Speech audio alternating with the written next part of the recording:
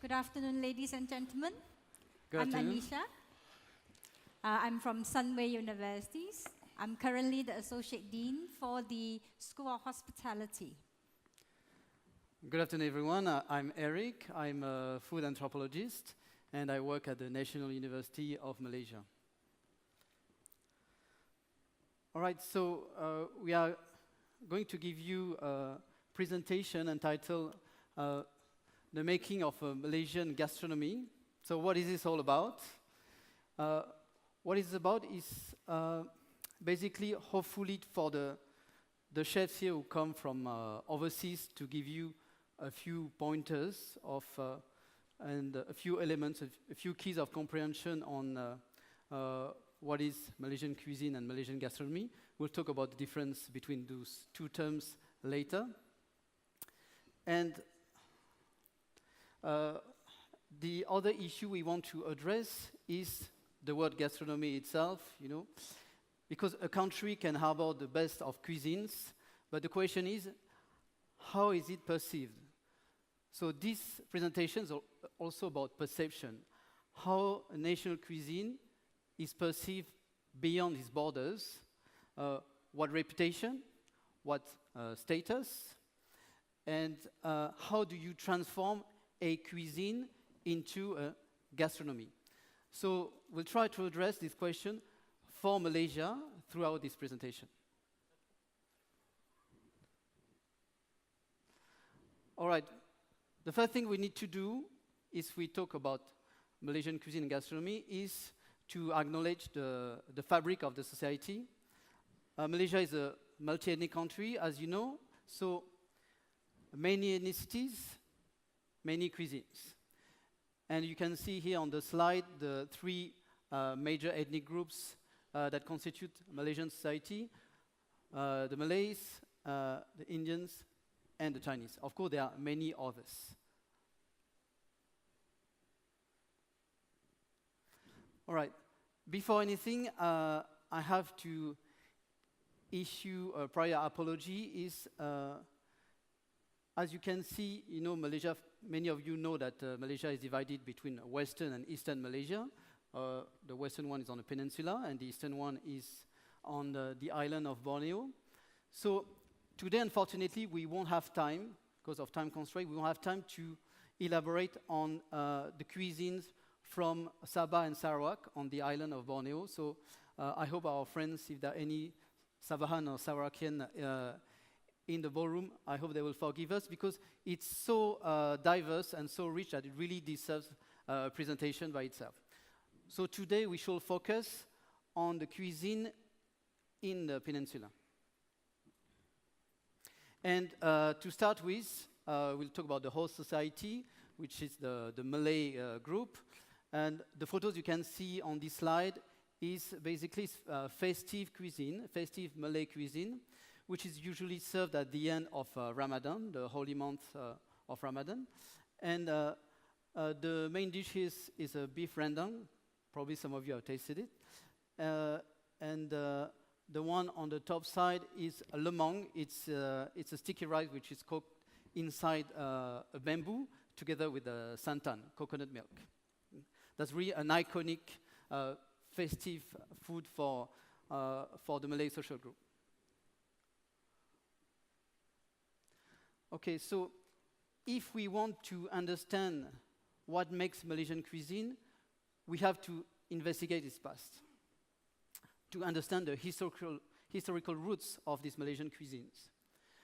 So if you look at this map, this is a map of Nusantara, the Malay archipelago, before the colonial borders. It is 14th century. Okay? No British, no Dutch colonial powers yet. And this was a whole trading network. As you can see, the Malay archipelago stretched from southern Thailand until the east of Indonesia. And no, I don't think I have a laser pointer here, but in all these islands towards the east, there's a micro set of islands which are called the Molucca or Maluku Islands in Indonesian. And as far as cuisine is concerned, in the archipelago, this is where it all started.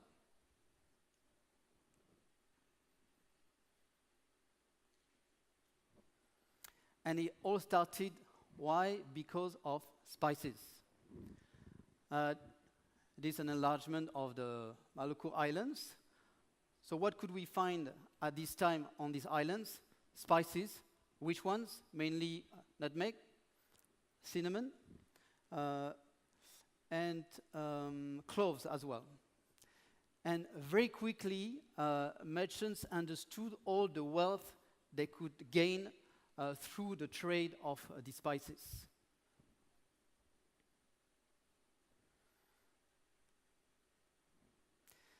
And these trading networks gave birth to trading empires. There were many of them, but the one that interests us was this one, was the Malacca Sultanate, which came around 1400 AD. And it was very powerful because, as you could see, it was controlling the sea passage in the Straits of Malacca. So for the spices to go from the Maluku Islands to India, to Africa and Europe, they have to go through the straits, and the Sultan of Malacca was controlling the straits. So it was a very wealthy empire, and at the same time, it was really the cradle of what we call the Malay civilization. That's where it started as well. So, of course, such wealth for this trading nexus, such wealth attracted envy from foreign powers, and the first one who really got interested into this were the Portuguese. And they took action on it. So in 1511, they conquered Malacca, as you can see on the illustration. Alfonso de Albuquerque, meaning conquering the Fortaleza de Malacca. And they remained for almost 150 years. So there is a Portuguese influence until today in the culture, in the language, and of course in the cuisines of Malaysia. And here are a few examples of their legacy. The famous devil's curry. It was the curry brought by the Portuguese devils.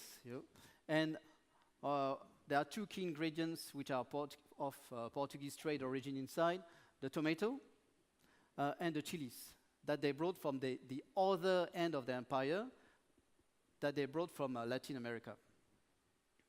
Another one, which is seen as quintessentially being Malaysian delicacy, is the kaya.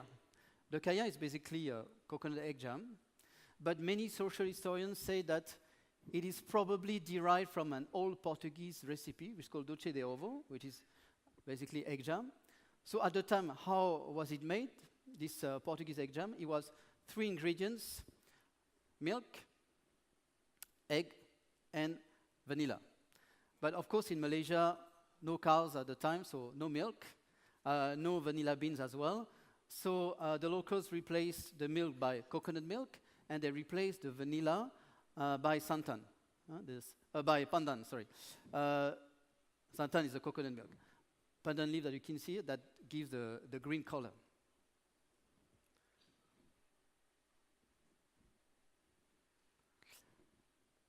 Okay, another thing,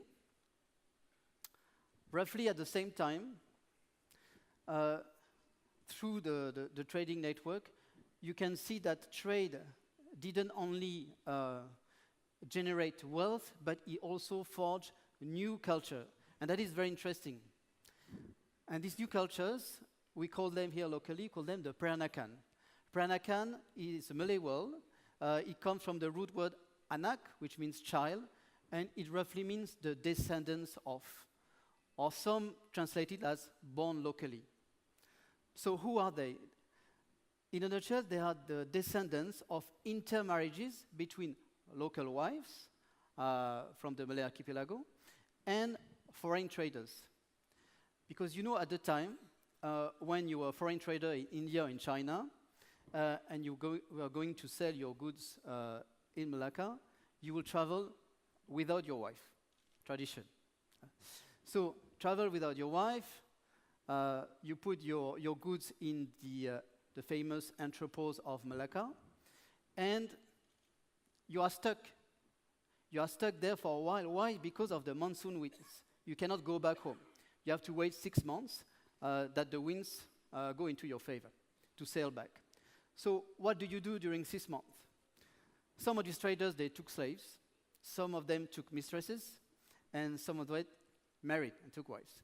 So the descendant of these intermarriages form a Creole community that we call the Peranakan. And there are subcategories within this Peranakan. So we have the Peranakan Indians, intermarriages between Indian traders and local wives. And the Peranakan Chinese, same principle.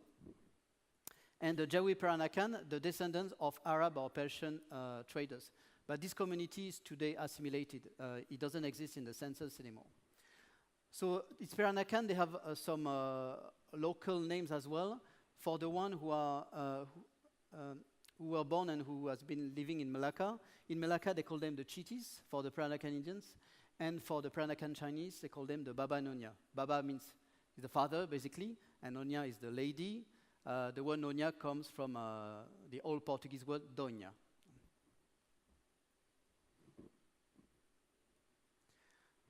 So this very interesting Creole culture is manifested through different cultural production. I mean, there's handicraft, there's clothing, there's beading, there's music, songs, there's a dialect, the Peranakan patois, and of course, there are Peranakan cuisines. And the most iconic of all, the one which is really, really diffused through the Ministry of Tourism in Malaysia, is the Peranakan Chinese one, the Baba Nonya cuisine. Here on the left, you can see a very iconic dish of Peranakan Chinese cuisine, nasi ulam. Nasi is rice. Ulam is all the raw greens are around. See, aesthetically, it's beautiful. And the famous Nonya Kue, all the little colorful pastries, which are really delightful. These are really emblematic of Peranakan Chinese cuisine. So, after the Portuguese were not the only one to cover Malacca, the Dutch did as well, and they took over in 1511. They remained until they took over, in 1610, and they remained until 1824. We cannot really trace any major influence of the Dutch period over the cuisine in Malaysia. But there are very interesting things that happened when the British took over in 1824 after the signature of the Anglo-Dutch Treaty that divided this region between the two colonial powers. And the British stayed, as you know, probably until 1957. So what influence, or what legacy from the British Empire? We were going to share with you three very nice stories about three iconic dishes or food spaces that rose throughout the British Empire period. And for this, I'm going to hand over to my colleague, Anisha. Thank you, Eric. Okay, I'm going to relate three food stories that are closely associated with the Chinese and the Indian migration. And I would also like to discuss how this migrant cuisine or food spaces came about. Of course, the first stories that I would like to talk to you is about the kopitiam and the Hainanese cook boy. Sorry. Kopitiam, kopi means coffee. Tiam means shop. So kopitiam is basically, in the Hokkien dialect, coffee shop. The coffee shop is very closely related to the Hainanese cook boys. Of the various Chinese dialect group who came to Malaya during the British colonial period, they arrived in Malaysia the last. Because they arrived in Malaysia the last, many of the better jobs had been taken up by the other earlier settlers. Those are Hakka, Cantonese, or Hokkien. And because of that, they ended up working as the cooks and the domestic in the European households. At that time, cooks and domestic, they were perceived as women's job. After the Malaya independence in 1957, we saw the departure of the British.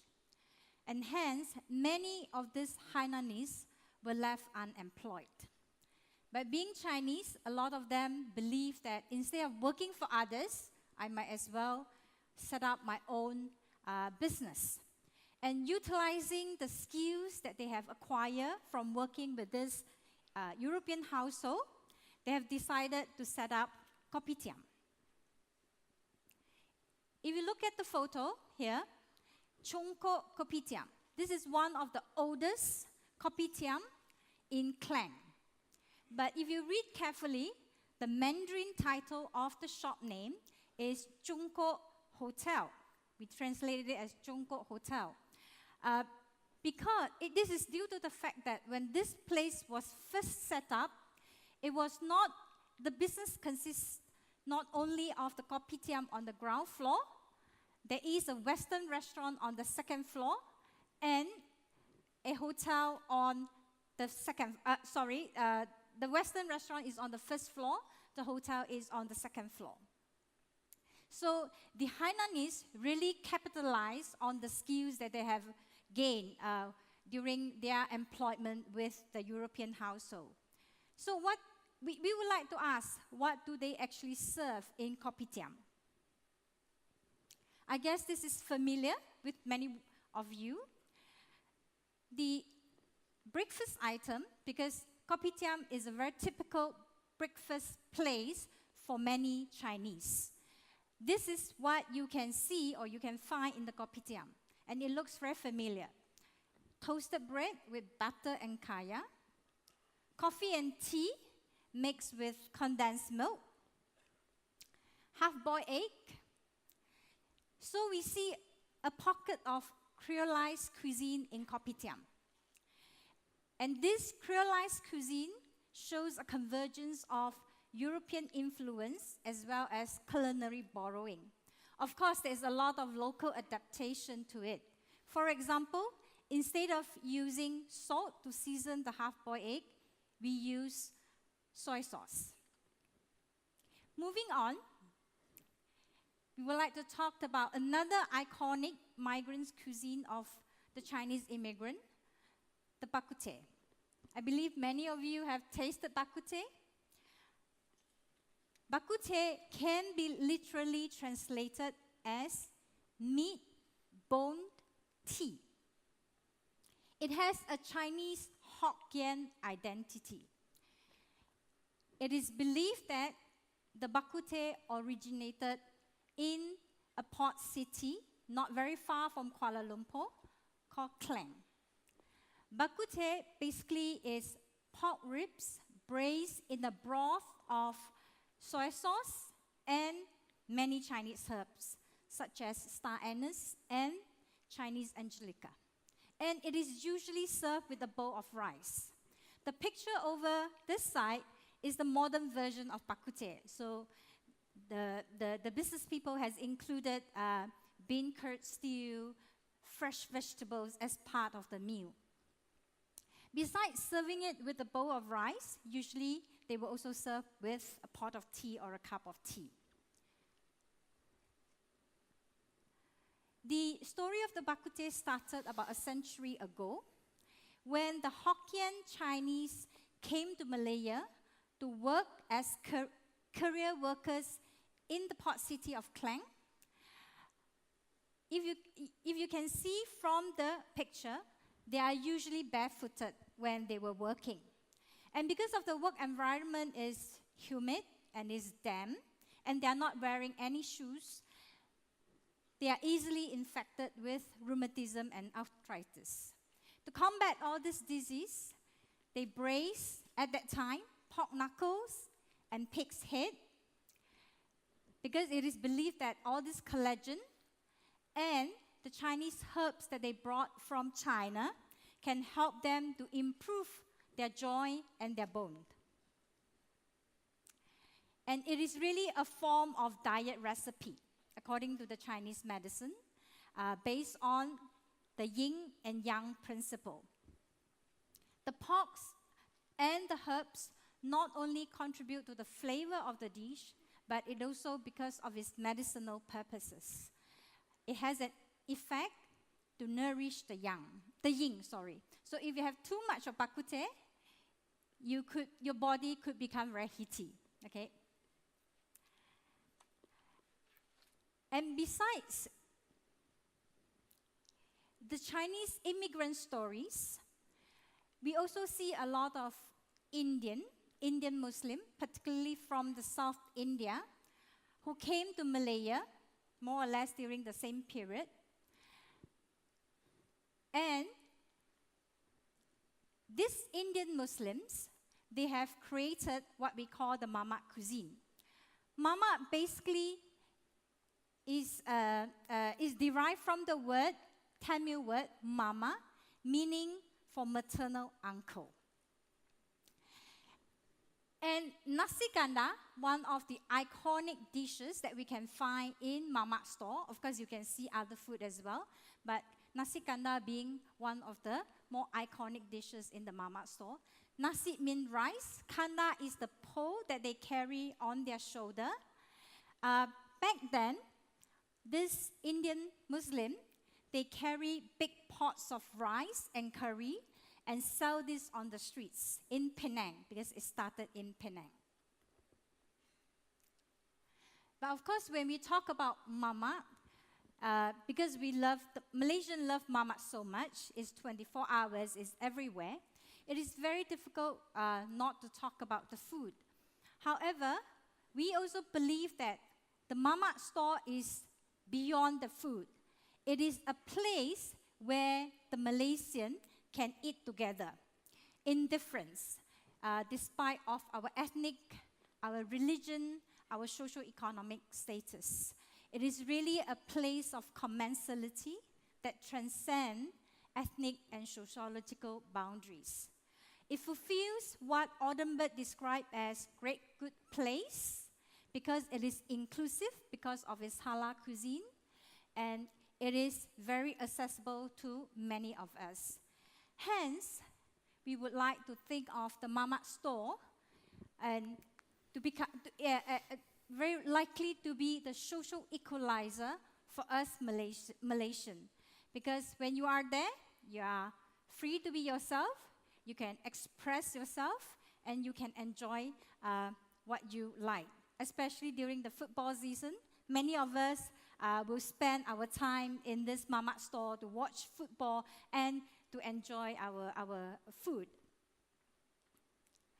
Before I hand over my presentation back to Eric, I would like to take this opportunity to invite all of you, if you have time in Kuala Lumpur, to visit some of these food spaces, not just because it has good food, but it is also to experience the nostalgic memories of our past. Eric? Thank you, Anisha.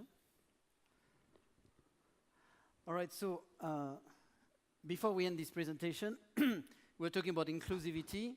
Malaysian cuisine wouldn't be inclusive if we were to forget the primal groups, primal settlers in the peninsula, who were there before that the Malay came from Sumatra. I'm talking about the Orang Asli. Orang Asli is a local word for Aborigines, the Aborigines of Malaysia, because they have something very precious that we forgot about. Is number one, they have the connection with nature, because a few of these groups still practice hunting and gathering lifestyle. And because they practice this lifestyle, they have a capital of knowledge which us, urban dwellers, we don't have anymore. We don't know the plants, we don't know the herbs, we don't know the greens that are in the jungles. But they know. They know them, they know their medicinal usage, and they know their culinary usage as well. So we have to acknowledge them, to pay tribute to them, because they are really the guardians of forgotten knowledge. And think there are very few chefs who, well, at least I know at least one, but there are very few chefs, probably not enough, who have a venture into investigating, gathering, collecting, and experimenting with these forgotten plants from the jungle. So we went through this presentation without really explaining what is the difference between gastronomy and national cuisine. So I'll try to do it very quickly here. It's very simple. We can look at gastronomy as the medium for international relation. It's the way we sell our cuisine outside of the borders. Yeah? So it can refer to a concept which was coined by Joseph Nye, who is a political scientist, who called this kind of leveraging on culture and on a culinary culture. He called this soft power. So as you know, cuisine can be, and therefore gastronomy, can be a very potent soft power when you venture into international relations. This is how you craft the image and your reputation of your own country. Yeah. You may not have the hard power, which is the military and the financial one, but you may have the soft power. And here I refer to Charles Maurice de Talleyrand citation. Charles Maurice de Talleyrand is viewed by the French as the father of all diplomats. And Talleyrand used to spend every day of his working life, he used to spend 1 hour with his cook, talking about the menu, the design of the menu, and how it would be served to the guest. So he used to say, was very famous for this, that the best weapon of a diplomat is his cook. Therefore, the term gastro-diplomacy. So as far as national cuisine is concerned, national cuisine is more internal, is more political in a sense that is the way you try to portray for your own people a sense of homogeneous national cuisine. So it can be top-down. The Ministry of Tourism and Culture, for example, would say, okay, the national dish is nasi lemak, for example, okay? Or it's chicken rice in Singapore. But it's not because it's defined by the authority that it necessarily works. Or it can be also, more interestingly, bottom-up. So you can reconstitute, you can make back the puzzle of making sense of national cuisine through cookbooks, for example. And this is what famous anthropologists, American Indian anthropologists did. Arjuna Padurai, he surveyed all the cookbooks from India in the 80s, and he said this very interesting sentence, we need to view cookbooks as revealing artifacts of a culture in the making. But what he was really saying is culture in the making, in the case of India, meant also, or implied, decolonization of the mind. So if we were to shape an inclusive gastronomy, there will be many factors, many parameters to take into account. There are many pillars that we may want to use to shape up a sense of an inclusive gastronomy. So we don't want to dwell into this today, but I think what is very important is we cannot shape Malaysian gastronomy without doing the archaeology of its knowledge. At the moment, it is not documented enough. So chefs in Malaysia, there are very little foundation to get inspiration for, or to turn to if they want to look at what can be our culinary roots. They don't have this corpus of knowledge. And I was discussing some time ago with my friend Chef Darren, who were telling me that when we talk about culinary heritage in Malaysia, we are lost. So this, one of the things that we can help, we as anthropologists, is to recreate this corpus of knowledge by going through, trading records from the colonial period, Persian and Chinese annals, and we can eventually help to recreate this knowledge corpus. So for you chefs, once you want to have some solid foundation to extract your inspiration from, then at least you will have informed knowledge about our culinary past. And we would like to end this presentation by an invitation to come to Paris next year, if you're around, or if you're not too far, or if it pleases you, because we, Sunway University and National University of Malaysia, will organize a conference on food. It's called Food and Society. There's a specific theme, indigeneity and food. So if you are curious about indigenous ingredients, whether it's fauna or flora, please join us. You can just attend, you can contribute. There will be culinary demos, there will be workshops, there will be 3 Michelin star chefs, there will be scholars, food writers.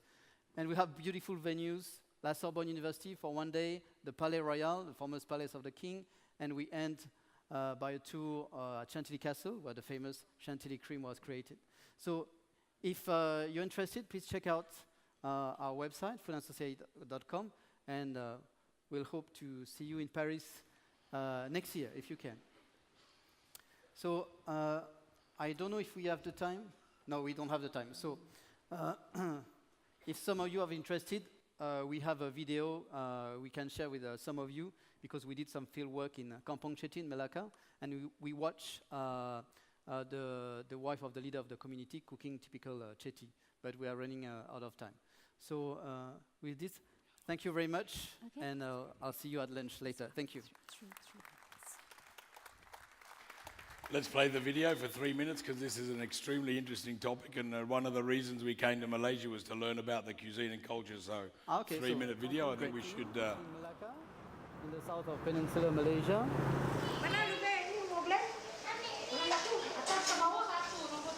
My name is P. Nadrajan Mudaliar. I'm one of the trustees of the Sri Poyada Vinayaga Murti Temple, which belongs to the Malacca Cheti community. This is Kampung Cheti, where majority of the people are Malacca Cheti descendants. The Malacca Cheti are Hindus. We are Hindus, also known as the Hindu Peranakan. So, Vanilla, can you share with us what are you cooking now? What are you starting to do? Okay, we do the pindang nanas. Okay. Udang. Udang. Some people call pindang nanas udang. Some people call masak lemak udang. Different on the family lah. So nanas is pineapple. Pineapple and the shrimp lah. On the shrimps. Okay, this one the lemongrass. So you fry the chili first. Yeah, and then you put the lemongrass. Lemongrass. Okay. Yeah, but you must pound a bit. Pound. You have to open the flavor. Yeah, the aroma. And then the coffee leaf. Coffee leaves, the lime trees, leaves, right? The smell very good. The coffee leaf. Very nice. So this one is your plate. It will be full of aromas, chili, lemongrass. Chili, lemongrass, onion. Okay. Ginger. Yeah. Salt. And then put in the pineapple. Okay, fresh pineapples. So fresh pineapple is nanas. Nanas. In Malay. So the mother transmitted the Malay language. That's why the mother Tamil was forgotten. Yeah. The mother will teach the language, the food, their costume from the mother side. Yes. Tamarind. Tamarind juice. So the tamarind juice is for what? Is it for balance? Balance food. For the soury taste. Bit sourish. Yeah, the taste. This one, the coconut milk. Okay, santan, fresh coconut milk. Yes. Yeah, it's after boil up, then put the shrimp. Okay, put the thick coconut. Thick coconut. Oh, yes, very white, very shiny. Must be difficult if you don't pay attention to the heat. Can become oily, right? Yeah. We call it the pecah santan, is it? Pecah minyak. Done ready. Okay. Start looking very nice, very smooth. You want to try? Taste? Of course. Okay. Hot, but okay. This is the way lah. Got enough salt or not? For me, cukup. Okay. Good balance between the chili, it's hot but not too hot, and not too fatty because of the tamarind. Thank you very much. Anisha, Jose, thank you very much. And I'd like Dragon to present a small token of our appreciation. Thanks. And Thank you. just around the corner from Sunway University, there's an excellent bak kut teh shop that one of the chefs took us to. And I believe also Lee Hei Wai, who was referred to on the presentation, is one of the lecturers in the university as well. So bak kut teh, very important. I obviously eat too much. I have a heaty body. And I did like the word that you used, Anisha, culinary borrowing. I thought that was quite cool. That'll appear on menus soon, Murray. Culinary borrowing. And without further ado, ladies and gentlemen, to keep moving, round of applause for Eric and Anisha. Thank you very much.